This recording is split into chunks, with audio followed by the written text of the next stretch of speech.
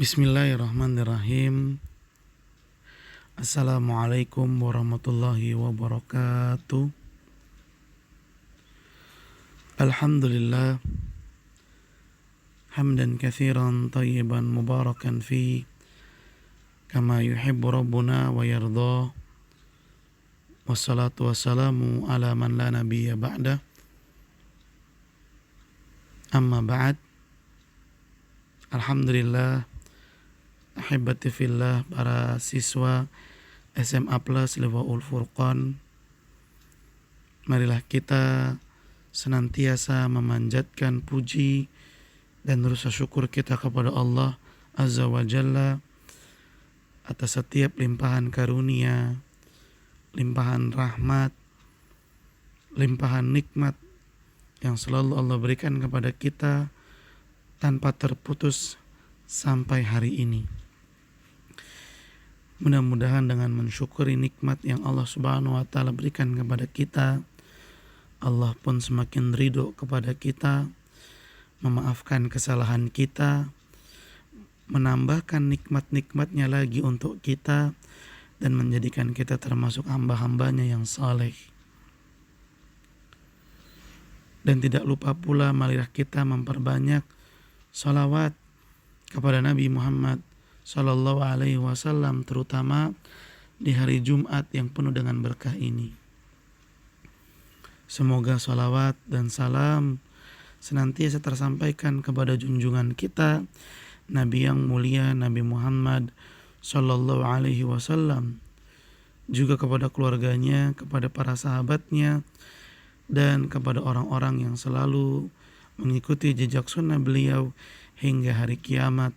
Semoga Allah menakdirkan kita semua termasuk juga di antaranya. Ahibati fillah, para siswa SMA Plus Liwaul Furqan, sebelum kita memulai kegiatan pembelajaran usul fikih, tidak bosan-bosan dan tidak akan pernah lelah insyaallah, Ustadz mengingatkan kepada diri Ustadz pribadi dan kepada para siswa semuanya untuk mengoreksi niatan kita dalam setiap pelajaran.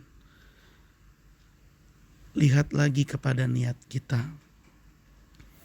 Apakah niat yang ada di dalam hati kita ini sudah betul-betul ikhlas karena Allah Azza wa Jalla, hanya mengharapkan balasan dari Allah Subhanahu wa ta'ala saja? Ataukah tidak ada niat yang ikhlas dalam diri kita saat belajar seperti ini? Ahibati fillah, para siswa SMA Plus Liwaul Furqan, suksesnya kita dalam belajar, pahamnya kita dalam ilmu yang dibahas, itu semua bermula dari niatan yang ikhlas. Jika kita tidak bisa ikhlas dalam belajar, tidak mau memaksakan diri untuk ikhlas, maka duduknya kita saat ini, waktu yang kita luangkan saat ini, pikiran dan tenaga yang kita siapkan untuk kali ini, semuanya akan menjadi hal yang sia-sia saja. Tidak akan ada manfaatnya.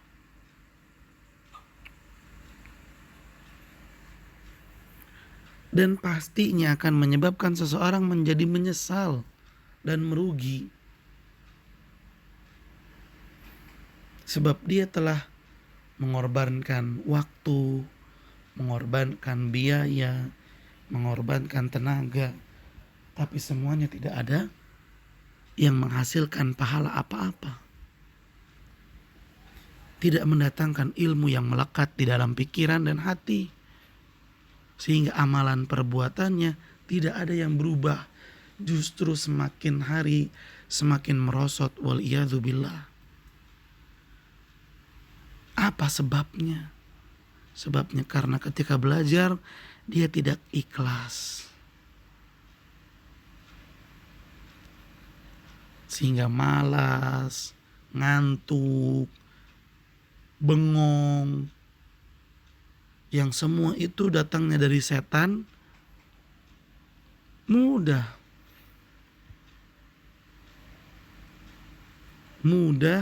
mengalahkan dirinya untuk konsentrasi dalam belajar. Harusnya dia konsen, memperhatikan, dia malah tidur. Harusnya dia mendengar dan menyimak, dia malah bengong dan ngelantur.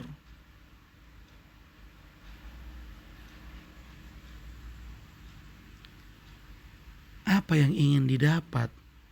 Apa yang bisa didapat dari cara belajar yang seperti ini? Ya ikhwan,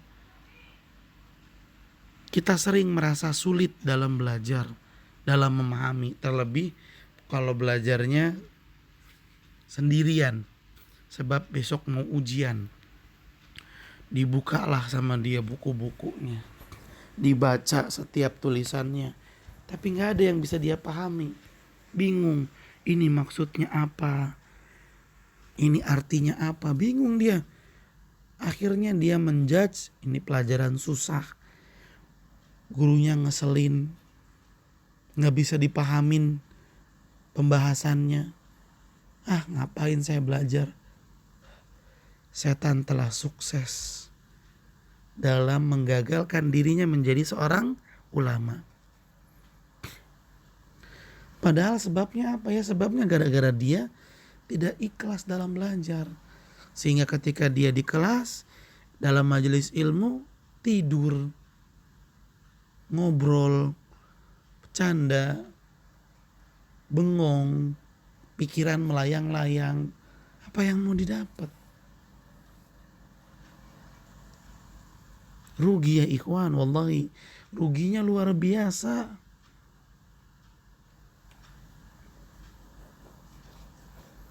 Saat ini Allah Subhanahu wa taala membuka peluang buat kita. Peluang untuk upgrade diri menjadi lebih baik. Apa peluangnya? Ya kesempatan belajar, kesempatan untuk menuntut ilmu.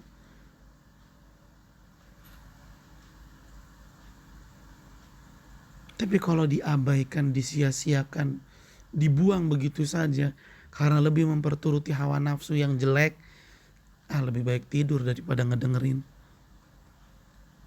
Ya sudah. Hasilnya pun adalah hasil yang jelek. Ketika dia merasa dapat hasil yang jelek, hasil yang tidak enak, kesulitan, berat, ketika harus belajar mandiri dia kebingungan. Fala yalumanna illa nafsahu. Jangan dia mencela, menyalah-nyalahkan, kecuali dia celak dan nyalah-nyalahin dirinya sendiri. Fala yalumanna illa nafsah. Yang dia cela dirinya aja, jangan orang lain. Sebab ya dia sendiri yang mengakibatkan dirinya gak paham ilmu. Coba kalau misalnya dia ikhlas, dia nyimak, dia dengerin, bahkan dia mencatat. Sehingga kalau misalnya ujian, santai aja, gak ribet. Karena tinggal dia buka catatan, langsung ingat lagi. Oh iya ini, oh iya kemarin belajar ini. Ujian bismillah, ringan buatnya menjawab soal-soal yang diberikan. Karena ketika belajar di kelas dia memperhatikan, ikhwan, pemahaman yang didapat dalam suatu ilmu itu lebih besar porsinya ketika ada di kelas. Adapun murojaah di asrama itu hanya sebagian, beberapa persen saja. Tapi ketika menyimak di kelas, itu adalah porsi yang lebih besar dalam memahami ilmu. Kalau dia paham di kelas, insya Allah, kalau dia murojaah bakalan lebih paham. Tapi kalau dia gak paham di kelas, wah susah untuk memahami ilmu. Persiapan yang matang dalam belajar itu sudah mengakibatkan setengah dari keberhasilan. Di antara persiapan yang baik dalam belajar adalah luruskan niat supaya ikhlas dalam menuntut ilmu, sehingga sikap dan adab dalam belajar menjadi sikap dan adab yang baik. memperhatikan, menyimak, mendengarkan, menulis.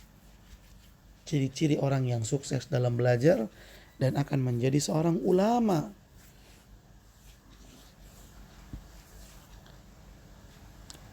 Akan menyampaikan ilmu-ilmu yang dia dapat kepada orang lain. Sehingga pahala yang akan dia terima terus mengalir. Dan inilah yang disebut dengan pahala jariyah. Bukankah nikmat ya ikhwan? Kita nggak ngapa-ngapain tapi kita tetap dapat pahala. Bahkan tidurnya pun tetap dapat pahala. Kok bisa? Iya, karena dia menyampaikan ilmu kepada orang lain dan orang lain mengamalkannya. Dia tidur, orang lain terus mengalirkan pahala untuknya. Luar biasa ya ikhwan. Dan ini tidak mungkin bisa kita dapat kecuali kitanya ikhlas dalam belajar dan menuntut ilmu. Taib ahibati fillah, para siswa SMA Plus Liwaul Furqan, mudah-mudahan yang disampaikan tadi bisa bermanfaat untuk kita semua dan menjadikan kita selalu ikhlas dalam belajar dan semakin bersungguh-sungguh dalam menuntut ilmu. Baik, ahibati fillah, para siswa SMA Plus Liwaul Furqan, sebelum kita melanjutkan pembahasan yang baru dalam pelajaran usul fikih, mari kita memurajaah terlebih dahulu apa yang kita bahas di pertemuan lalu. Insyaallah ya, mudah-mudahan kalian memurajaah sehingga ingat yang kita pelajari pada pertemuan lalu adalah at-tahammul dan al-ada. Tahammul itu mengambil hadis dari guru, mendapatkan hadis dari guru, itu tahammul. Ustadz ngambil hadis dari guru-guru ustadz yang lalu, ini namanya tahammul. Sedangkan al-ada adalah menyampaikan kepada murid. Ustadz menyampaikan hadis kepada antum, itu namanya al-ada. Bedakan ya, tahammul ngambil hadis, sedangkan al-ada menyampaikan hadis. Nah, yang kita bahas di pertemuan lalu tentang al-ada, bentuk-bentuk kalimat al-ada, bentuk-bentuk kalimat dalam menyampaikan hadis. Ya, yang pertama ada ungkapan hadatsani. Jika seorang rawi mengatakan hadatsani, itu berarti dia mendapatkan hadis tersebut dengan cara gurunya membacakan hadis kepada dia. Dulu gurunya membacakan hadis kepada perawi tersebut. Maka ketika si perawi menyampaikan hadis kepada orang lain, dia bilangnya hadatsani. Yang kedua adalah akhbaroni. Kalau seorang rawi bilang akhbaroni, maka ada dua pengertian. Yang pertama, si perawi tersebut ketika mendapatkan hadis dari gurunya, boleh jadi gurunya membacakan hadis kepada dia, boleh jadi dianya yang bacain hadis kepada gurunya. Gurunya ngasih tulisan, dibaca sama si perawi, lalu dikoreksi sama gurunya. Kalau sudah benar, gurunya mengizinkan dia untuk meriwayatkan hadis tersebut. Maka ketika si perawi menyampaikan hadis itu, dia bilangnya akhbaroni. Kemudian yang ketiga, akhbaroni ijazatan atau ajazali. Akhbaroni ijazatan atau ajazali. Nah, kalau seorang perawi mengatakan kalimat akhbaroni ijazatan atau ajazali, maka itu menunjukkan bahwa si perawi tersebut mendapatkan hadis dari gurunya lewat selain bacaan.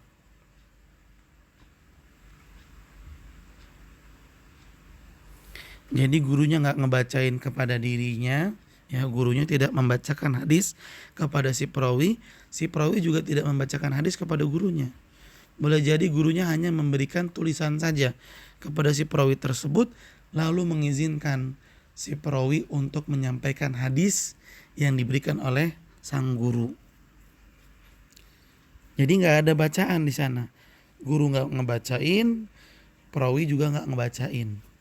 Maka kalimat yang disampaikan oleh perawi dalam menyampaikan hadis adalah ajazali atau akhbaroni ijazatan. Kemudian yang keempat adalah an-anah. An-anah ini adalah ungkapan yang disampaikan oleh perawi hadis. Ketika dia menyampaikan hadis, dia bilangnya an fulan, an fulan, an fulan, dari an gitu. Kalau seorang rawi bilang an, itu namanya an-anah, yang artinya dari. Dan meriwayatkan hadis dengan an-anah, dengan mengatakan an, itu dianggap sanadnya bersambung. Dengan kata lain, dia menerima hadis tersebut langsung dari gurunya, nggak terputus. Ilamin ma'rufin bitadlis, kecuali jika perawi hadis yang menyampaikan hadis dengan cara an-anah ini, dia adalah perawi yang terkenal dengan tadlis.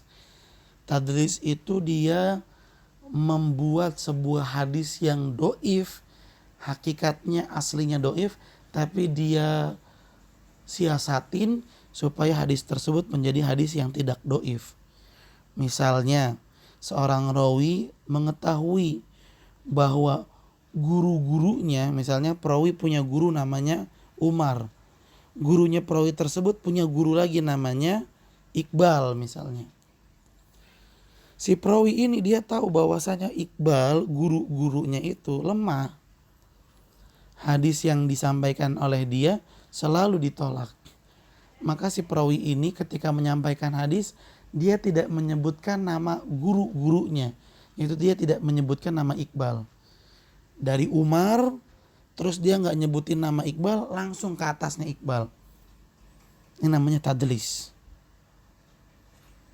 Dia siasatin seperti itu supaya hadis yang dia sampaikan diterima. Fala yuhkam fiha bil ittisal. Jika seorang perawi yang terkenal tadlis meriwayatkan hadis dengan cara an-anah, maka hadisnya dihukumi terputus.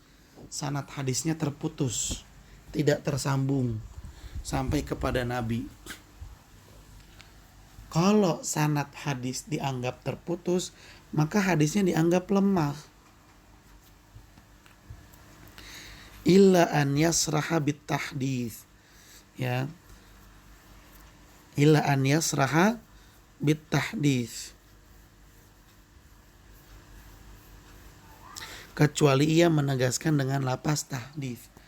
Si perawi yang terkenal tadlis ini, kalau dia meriwayatkan hadis dengan cara an-anah, dianggap hadisnya lemah. Kenapa? Karena sanadnya terputus.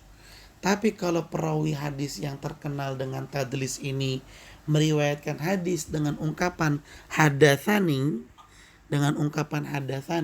maka hadisnya diterima. Ya, kalau perawi hadis yang terkenal dengan tadlis, dia meriwayatkan hadis dengan cara an-anah, nggak diterima hadisnya. Tapi kalau dia meriwayatkan hadis dengan ungkapan hadatsani, maka hadisnya diterima.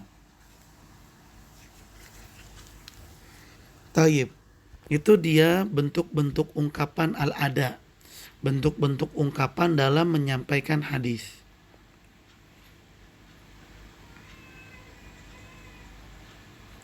Kemudian pada pertemuan lalu,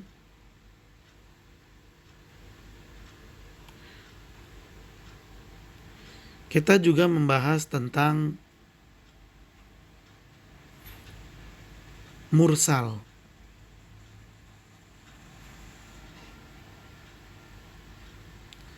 Apa itu mursal?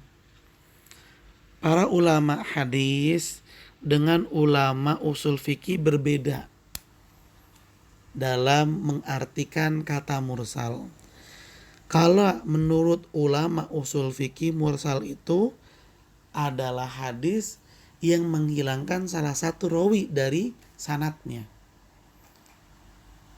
Misalnya tidak menyebutkan nama sahabat yang meriwayatkan hadis, itu disebut dengan mursal. Tidak menyebutkan salah satu nama perawi hadis, namanya mursal. Tapi oleh ulama hadis, mursal itu bukan demikian artinya.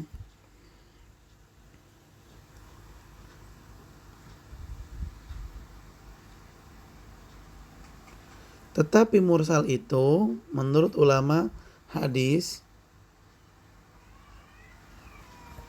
artinya adalah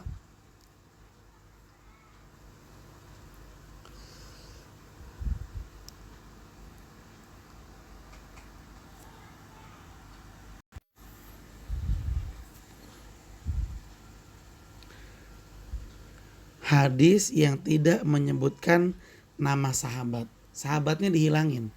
Siapa sahabat yang meriwayatkan hadis ini nggak disebutin. Itu namanya mursal. Kemudian juga ada istilah munqati. Munqati itu artinya adalah hadis yang menghilangkan dan tidak menyebutkan salah satu rawinya di tengah-tengah sanad. Sanad itu kan yang paling atas sahabat ya.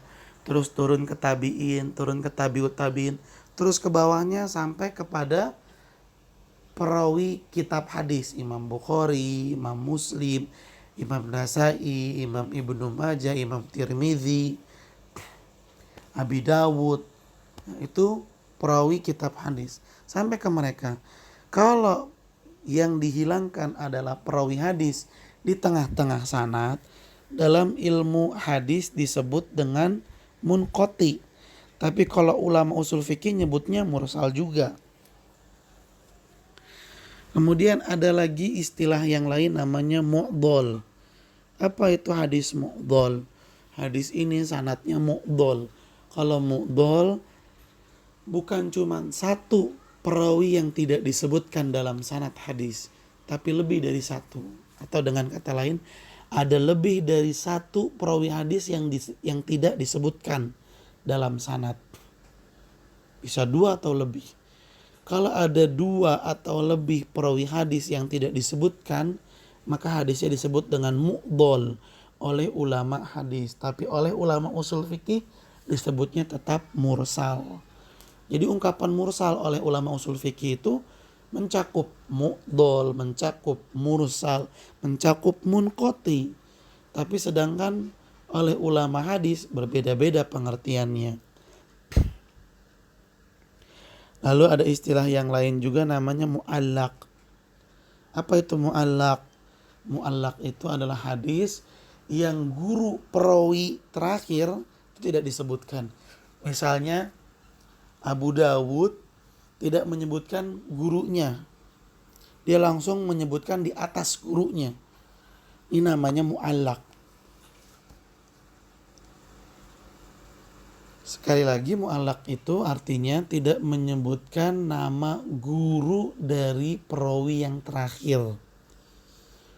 Nama guru dari perawi yang terakhir tidak disebutkan, maka hadisnya disebut dengan mu'allaq oleh ulama hadis.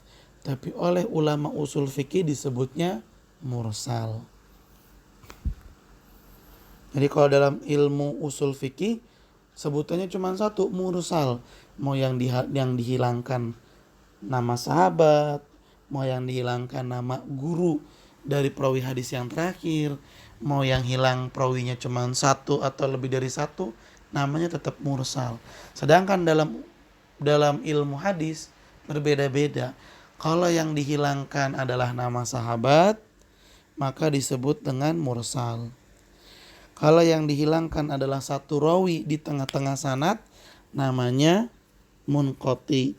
Kalau yang dihilangkan lebih dari satu rawi di tengah-tengah sanad, namanya mu'dhal. Kalau yang tidak disebutkan atau hilang adalah nama guru dari perawi yang terakhir, namanya mu'allaq.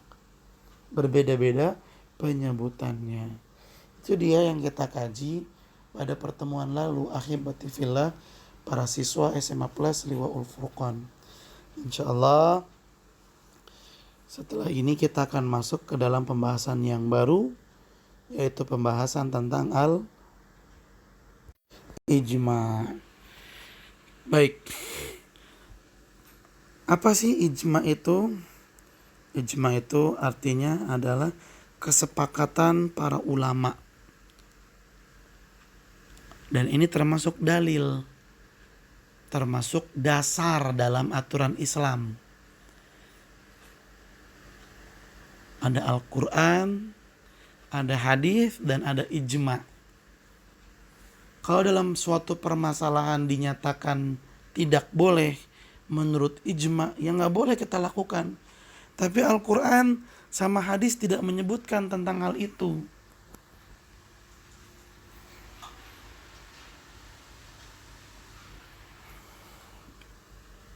Misalnya minuman bir. Jangan bir deh, misalnya ganja. Hadis sama Al-Quran gak nyebutin tentang hukum ganja. Tapi ijma para ulama menyatakan ganja haram. Ya berarti gak boleh. Dalilnya apa? Dalilnya ijma. Ijma itu termasuk dalil dalam Al-Quran. Dalam hukum Islam. Ijma sekali lagi termasuk dalil dalam hukum Islam. Tapi biar lebih jelas, yuk kita buka kitab Fikih Muyassar.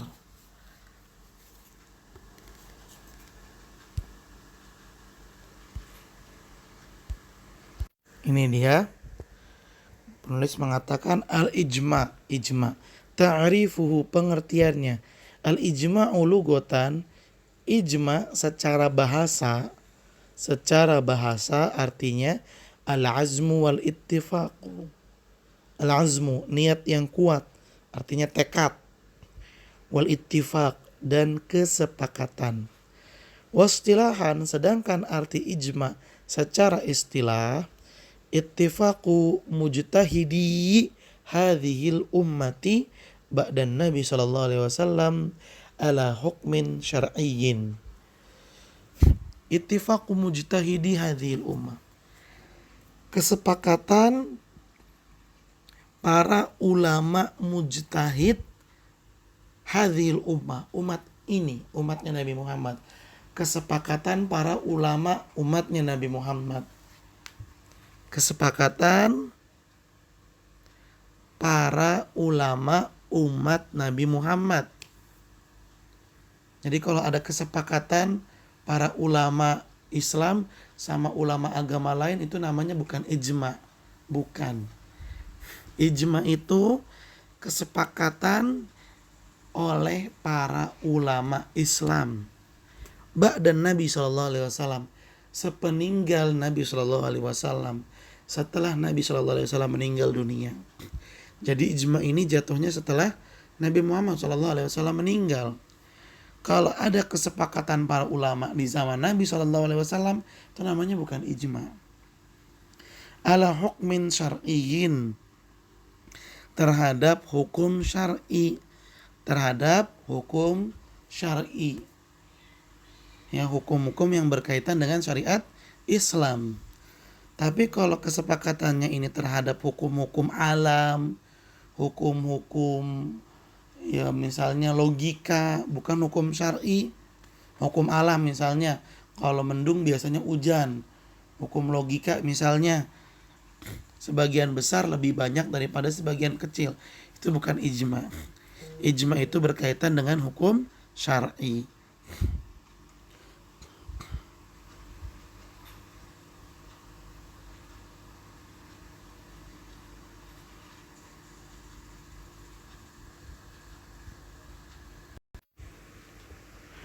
Sekali lagi, ijma secara istilah artinya adalah kesepakatan ulama umat Nabi Muhammad SAW, kesepakatan ulama Islam setelah Nabi SAW meninggal dunia. Kesepakatan itu terjadi setelah Nabi SAW meninggal dunia ala hukmin syar'iyyin, terhadap hukum syar'i. Kesepakatan ini ditunjukkan kepada hukum syar'i. Insyaallah jelas ya, itu namanya ijma. Fakharaja biqaulina, maka oleh karena itu bukan termasuk dari ijma wujudu khilaf walau min wahid. Kalau adanya perbedaan pendapat, walaupun perbedaan pendapat itu datangnya dari satu orang. Fala yanaqidu ma'hul ijma. Jika ada satu pendapat yang berbeda, walaupun dari satu orang, maka itu tidak dinyatakan sebagai al-ijma. Sekali lagi, ijma itu kesepakatan para ulama seluruhnya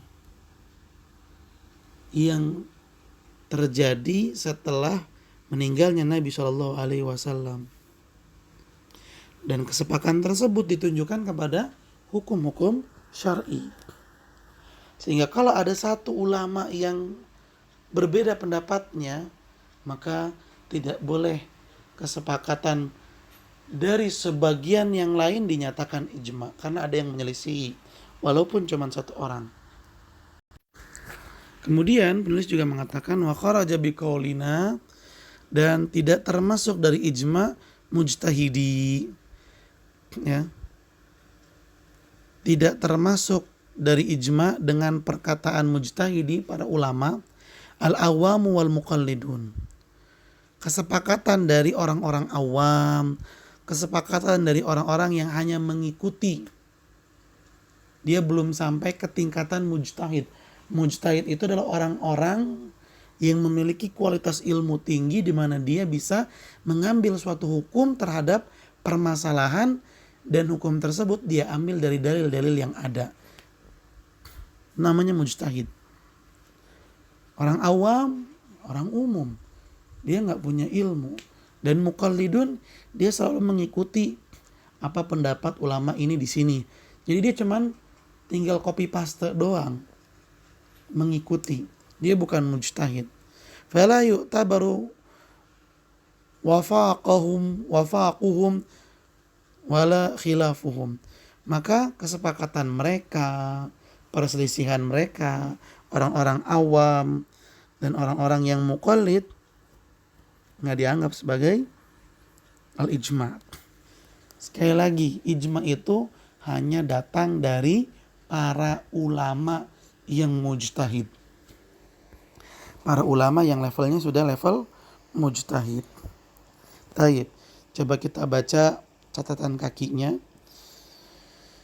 Qauluhu, perkataan penulis al-ijma, tentang ijma, hadza huwa dalilu tsalits minal adillatil muttafaq alaiha.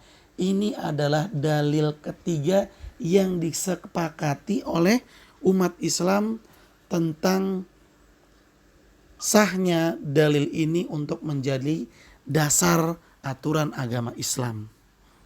Para ulama dan umat Islam bersepakat ada 4 dalil yang menjadi dasar dalam aturan agama Islam.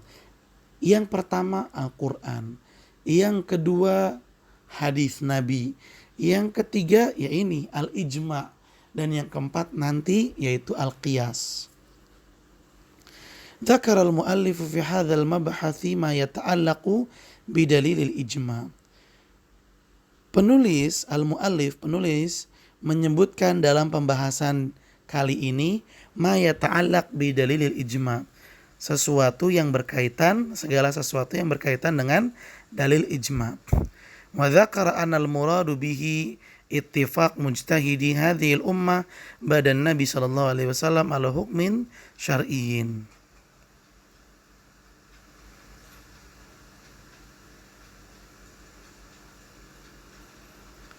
Artinya ya, kesepakatan ulama mujtahid umat ini, yaitu umat Nabi Muhammad SAW setelah meninggalnya Nabi SAW, dan kesepakatan tersebut ditunjukkan kepada hukum syar'i.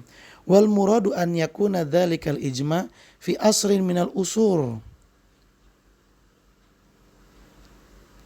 Dan yang dimaksud dengan ijma di sini adalah ijma yang terjadi fi asrin minal usur.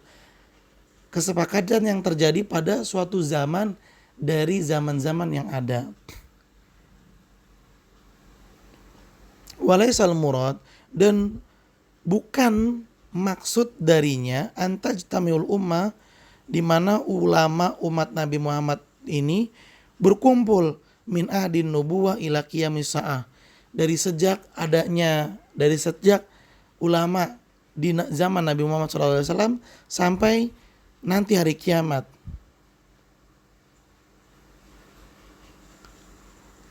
Bukan itu maksudnya. Jadi gini ya ikhwan, maksud ijma itu ini jangan sampai salah paham ya.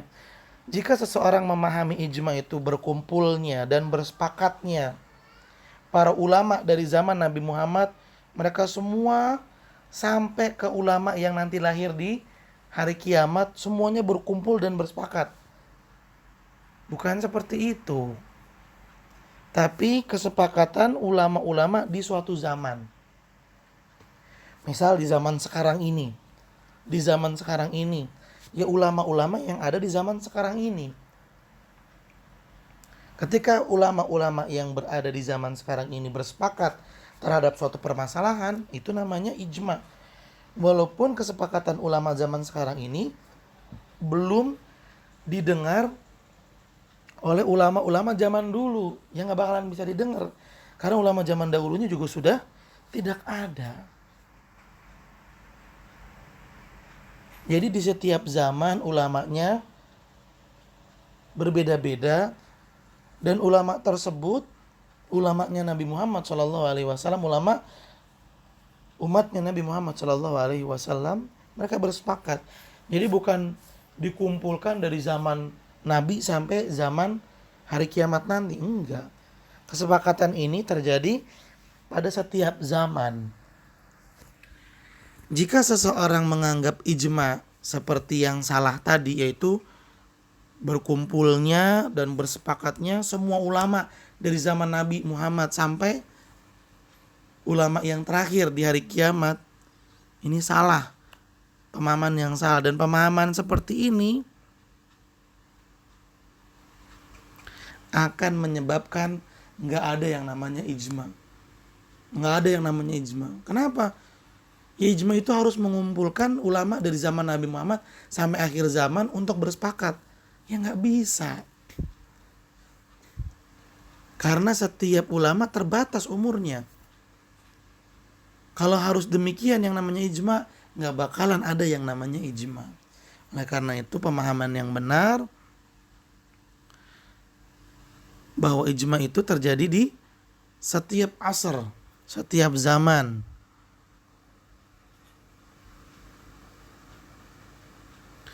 Li'annahu la yuhtaju bil ijma'i inda dzalika illa inda qiyamis sa'ah. Dan karena jika memahami ijma seperti tadi,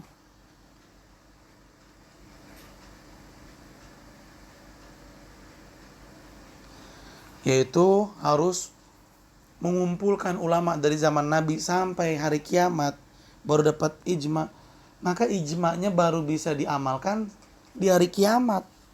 Karena kan ngumpulin dulu sampai hari kiamat baru keluar ijma'nya.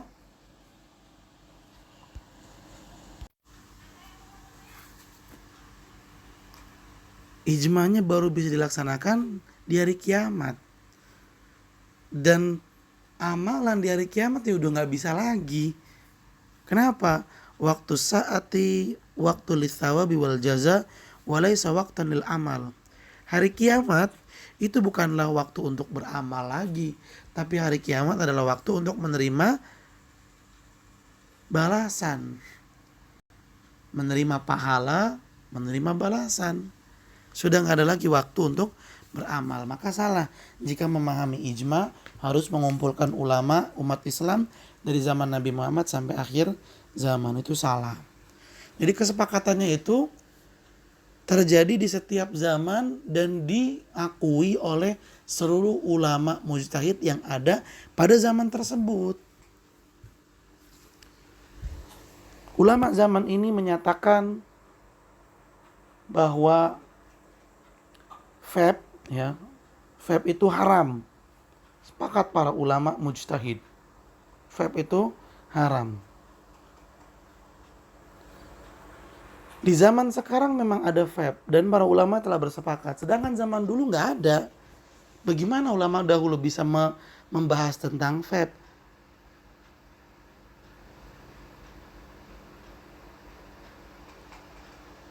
Oleh karena itu, sekali lagi kesepakatan atau ijma itu terjadi di setiap zaman.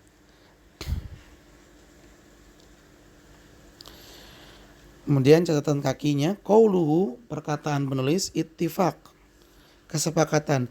Ya dulu ala anal ijma la budda fihi min husulil ittifaq. Menunjukkan bahwasanya ijma itu harus berdasarkan kesepakatan. Fa idza hasala ikhtilaf fala yakunu hunaka ijma. Jika ada perbedaan pendapat maka tidak bisa dinyatakan sebagai ijma. Harus ada kesepakatan dari para ulama mujtahid. Qauluhu, dan perkataan penulis, mujtahidi, ulama-ulama mujtahid, al-muradu ahlil ijtihad. Yang dimaksud dengan mujtahidi adalah para ulama yang sudah sampai level mujtahid. Wa sayati insyaallah fi faslil qadim, dan insyaallah di pertemuan yang akan datang, pembahasan yang berikutnya, bayanu haqiqati halihim wa sifatihim, keterangan dan penjelasan tentang bagaimana kriteria ulama-ulama mujtahid. Apa kriteria yang harus dimiliki supaya seorang ulama bisa dinyatakan sebagai mujtahid. Wa amma amatul ummah alladzina yuqallidunal ulama. Adapun orang-orang awam di mana mereka itu hanya bisa mengikuti para ulama. Mereka nggak bisa menetapkan suatu hukum. Mereka tidak bisa menetapkan suatu hukum, orang-orang awam. Mereka hanya bisa mengikuti apa yang telah diperoleh oleh para ulama mujtahid. Misalnya, beras itu termasuk dari barang-barang ribawi. Sehingga kalau ditukar dengan sesamanya harus sama dan kontan. Yang menetapkan beras termasuk barang-barang ribawi bukan orang awam, tapi para ulama mujtahid. Orang awam hanya mengikuti saja.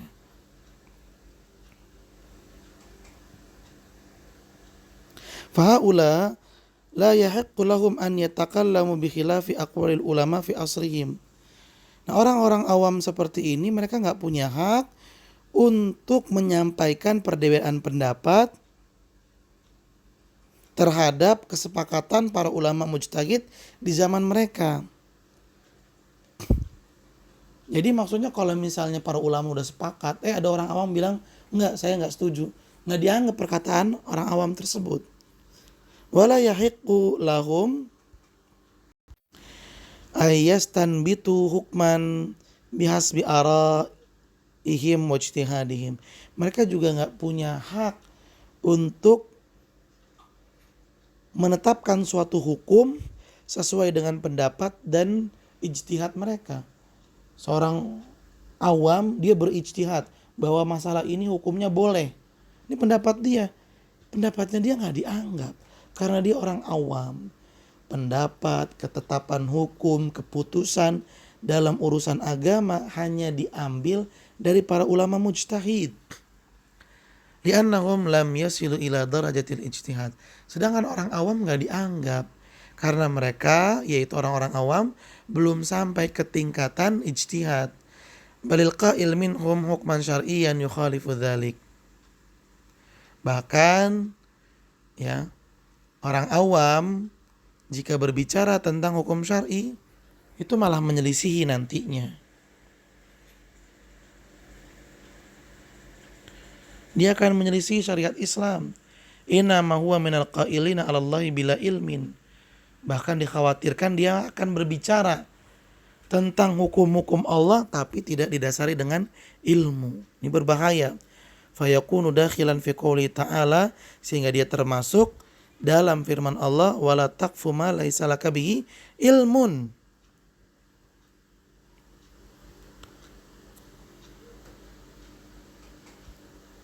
Allah berfirman yang artinya janganlah kamu mengikuti sesuatu yang kamu nggak tahu.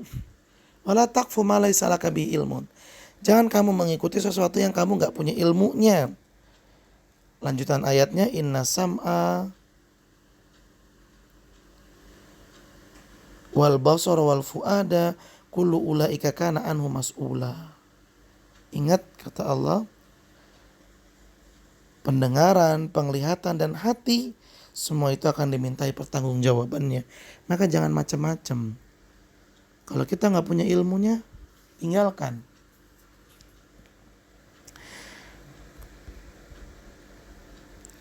Fa ilmu bidzalika fa ulima bidzalika, oleh karena itu anal awam wal muqallidin, orang-orang awam la yadkhuluna fil ijma, mereka tidak termasuk dalam ijma. Fala ibrata bi wifaqihim wala bi khilafihim, sehingga kalau mereka menyelisihi ijma'nya para ulama mujtahid atau mereka menyetujui, nggak ada pengaruhnya. La ibrah, nggak ada pengaruhnya. Taib, kita kembali ke matan. Wa kharaja biqaulina hadhil ummah, dan tidak termasuk dari ijma dengan perkataan umat ini, ijma ghairiha fala yu'tabar. Jika ada ijma yang datang dari selain umatnya Nabi Muhammad, maka itu tidak dianggap sebagai ijma. Jika ada kesepakatan yang terjadi di luar umat Nabi Muhammad, maka itu bukanlah ijma. Wa kharaja biqaulina, dan begitu pula tidak termasuk dari ijma dengan perkataan ba'dan nabi, sepeninggal Nabi SAW, ittifaquhum fi ahdin Nabi SAW fala yu'tabar ijma'an min haitsu kaunihi dalilan.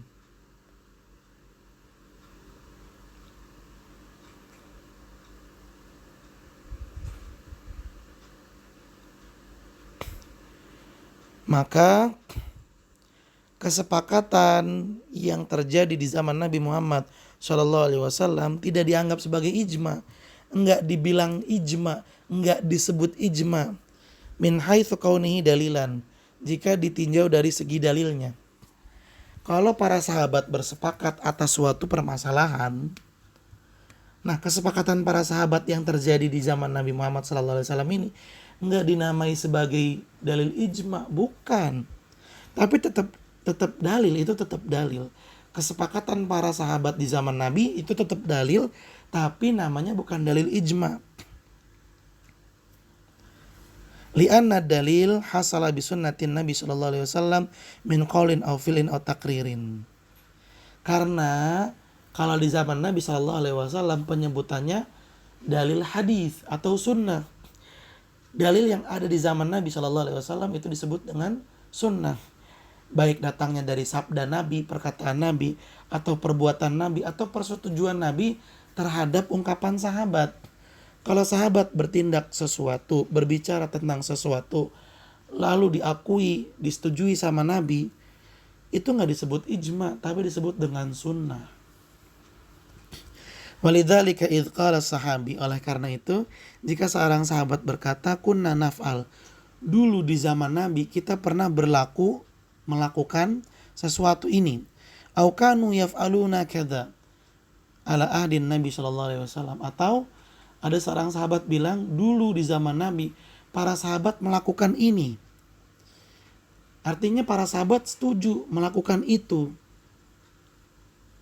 Nah, karena kesepakatan para sahabat ini terjadi di zaman Nabi masih hidup, maka pendalilannya tidak disebut sebagai dalil ijma, melainkan kana marfu'an hukman la naqlan ilal ijma. Maka dalilnya disebut dengan dalil sunnah, sunnah takrir, sunnah yang bentuknya takrir, persetujuan dari Nabi SAW terhadap apa yang disepakati oleh para sahabat. La naqlan lil ijma, enggak disebut sebagai ijma. Jadi kesepakatan para sahabat di zaman Nabi masih hidup tidak disebut dengan ijma, melainkan disebut dengan sunnah. Ijma itu terjadi setelah Nabi Muhammad sallallahu alaihi wasallam meninggal dunia. Wa kharaja biqaulina ala hukmin syar'iyyin.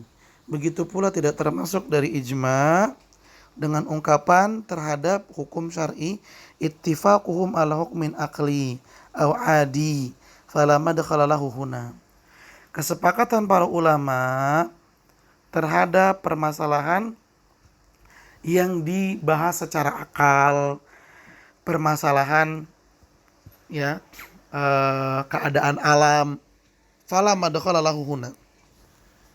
Permasalahan logika, permasalahan akal, permasalahan alam itu tidak disebut sebagai ijma.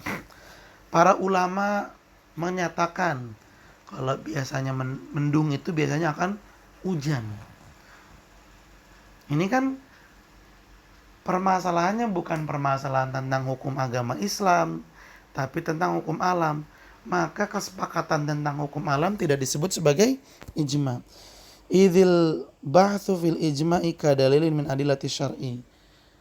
Karena pembahasan dalil ijma itu hanya ditunjukkan pada permasalahan-permasalahan hukum syar'i, pada permasalahan hukum syar'i saja, pada hukum-hukum syar'i saja. Sedangkan pada hukum-hukum selain syar'i enggak disebut sebagai ijma. Baik, ahibati fillah, para siswa SMA Plus Liwaul Furqan, itu dia pembahasan kita tentang ijma. Mudah-mudahan apa yang kita bahas bisa kita pahami. Silahkan kalian catat hal-hal yang penting dan ditanyakan jika ada yang kurang dipahami. Baik, ahibati fillah, mungkin sampai di sini jumpa kita pada kesempatan kali ini. Terima kasih banyak atas perhatiannya. Mohon maaf apabila ada kekurangan dan kesalahan. Yuk kita tutup dengan membaca doa kafaratul majlis. Subhanakallahumma wa bihamdika asyhadu an la ilaha illa anta astaghfiruka wa atubu ilaik. Billahi taufiq wal hidayah. Assalamualaikum warahmatullahi wabarakatuh.